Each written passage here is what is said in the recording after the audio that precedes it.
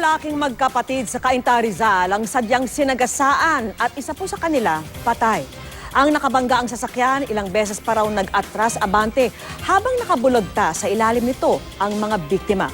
Nakatutok si Marisol Abduraman, exclusive. Bakas pa ang skid mark sa bahaging ito ng Imelda Avenue, Santa Lucia, Cainta Rizal. Dito umuno sinadyang sagasaan ng isang Honda Civic na itim na may plakang XGE801 ang magkapatid na sina Mario at Roberto Campos dakong alas 4 kaninang madaling araw. Namatay si Mario.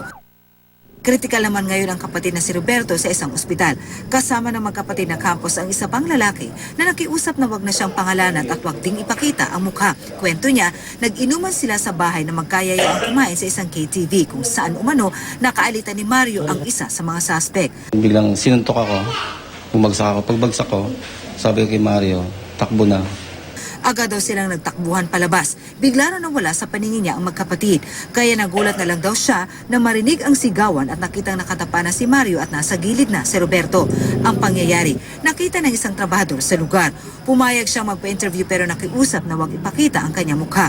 Napalabas daw siya dahil sa malakas na tunog ng sasakyan.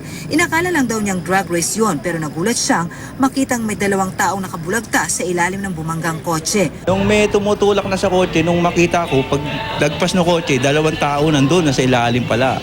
Bumaba pa nga raw ang isang kasama nito at itinulak ang kotse para makaabante ito.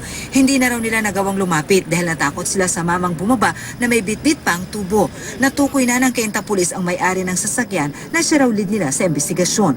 Patuloy ang hot pursuit sa mga suspect, lalo pat makailang beses daw nag-atras abante ang sasakyan para sagasaan ang mga biktima. Sinadya po talaga. Naplakahan yung sasakyan at pinuntahan po kagad ng mga operatiba. Patuloy ang pagtugi sa mga suspect na mahaharap sa kasong murder at frustrated murder. Marisol Abduraman, nakatuto, 24 oras.